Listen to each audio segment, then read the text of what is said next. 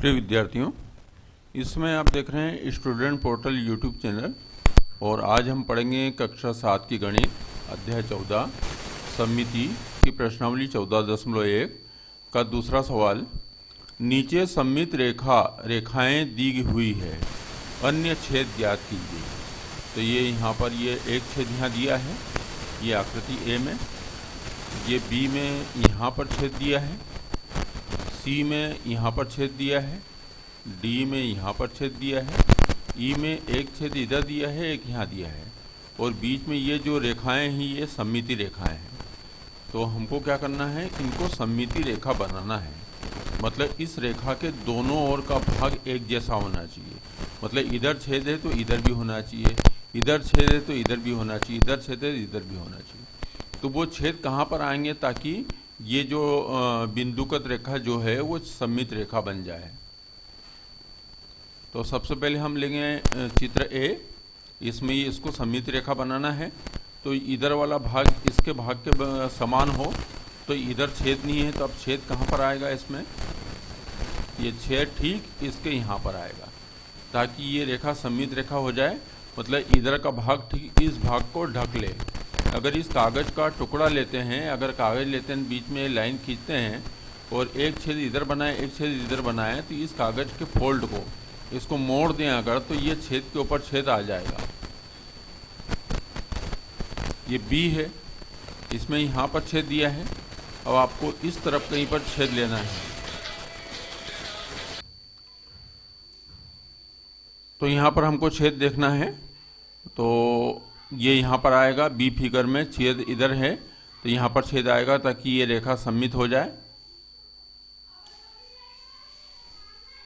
ये सी चित्र है, इसमें छेद यहाँ पर है,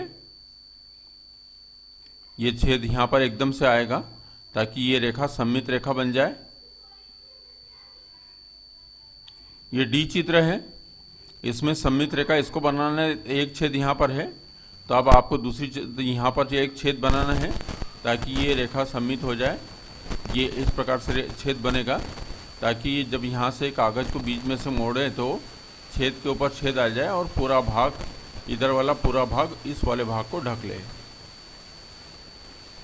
चित्र ई में है, ये छेद यहाँ पर है तो एक छेद यहाँ पर आएगा, ये छेद है तो एक छेद यहाँ पर आएगा ताकि वो दोनों छेद एक दूसरे को ढक लें। ये इस प्रकार से। इसका पहले वाला चित्र फिर से देखो, ये छेद क्या इधर एक छेद आएगा और इस छेद के लिए इधर छेद आएगा, ये इस प्रकार से। तो ये सममित रेखा बन जाएगी। सवाल नंबर 3, निम्नलिखित आकृतियों में दर्पण रेखा अर्थात सममित रेखा बिंदुगत रेखा के रूप में दी गई है। बिंदुकित मतलब दर्पण रेखा में प्रत्येक आकृति का परावर्तन करके प्रत्येक आकृति को पूरा कीजिए। ये आकृतियाँ दिए हैं और यहाँ पर आपको ये सममित रेखा एक तरह से दर्पण रेखा है। तो ऐसी कैसी आकृति पलट के इधर बनाना है ताकि वो दर्पण में उसकी प्रतिबिंब दिख जाए। आप बिंदुकित रेखा के अनुदिश एक दर्पण रख सकते हैं और फिर प्रतिबिंब इमेज के लिए दर्पण में देख सकते हैं। क्या आपको पूरी की गई आकृति का नाम याद है? तो हम एक एक करके देखते हैं।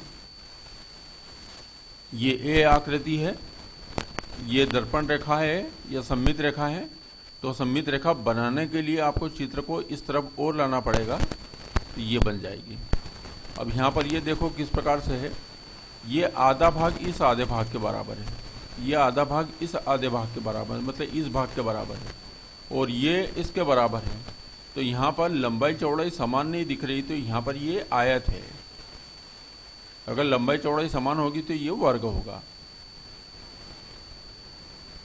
ये बी भाग है, इस रेखा को सममित रेखा बनाना है, ये बन जाएगा। ये बन गया है त्रिभुज। अब देखो ये सममित रेखा है तो ये वाला भाग इसके भाग के बराबर है, ये वाला भाग इसके भाग के बराबर, और ये उभयनिष्ठ रेखा है। इसका मतलब क्या हुआ कि ये कैसा त्रिभुज हो गया, ये भुजा दोनों में समान है, ये दोनों भाग समान है, ये भाग समान है। मतलब तीनों भुजाएं जो है आपस में बराबर हो भी सकती नहीं भी। पर अगर दो त्रिभुज की बात करें, एक त्रिभुज इधर और एक त्रिभुज इधर, तो ये दोनों त्रिभुज समबाहु त्रिभुज है। तो पूरा त्रिभुज भी समबाहु त्रिभुज हो गया।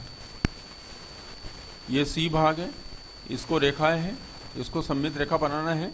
तो ये इमेज को पलट के इधर लगाना है, ये लग गई। तो ये कैसा बन गया? समांतर चतुर्भुज बन गया, या चतुर्भुज बन गया, या वर्ग बन गया। वर्ग नहीं है, चतुर्भुज है। वर्ग का प्रत्येक कोण 90 अंश का होता है। तो ये चतुर्भुज है या आयत है, दोनों बोल सकते हैं। ये डी है, इसको सममित रेखा है, ये अर्धगोला टाइप है, ये अर्धवृत्त है। तो इसका दूसरी तरफ जो इमेज है ये, तो ये पूरा वृत्त हो गया, गोला हो गया, वृत्त हो गया। ये ई भाग है, इस रेखा को सममित रेखा बनाना। इधर कितनी भुजा है? देखो 1 2 3 भुजा।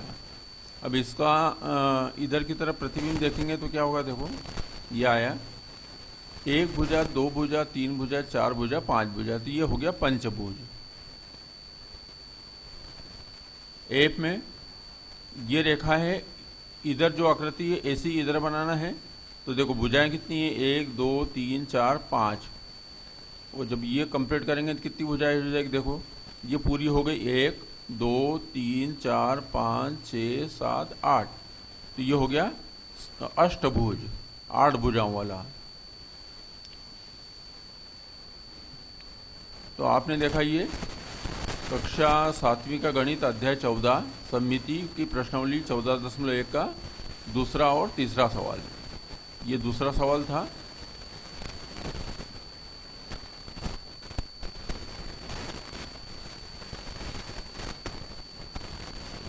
और ये तीसरा सवाल है।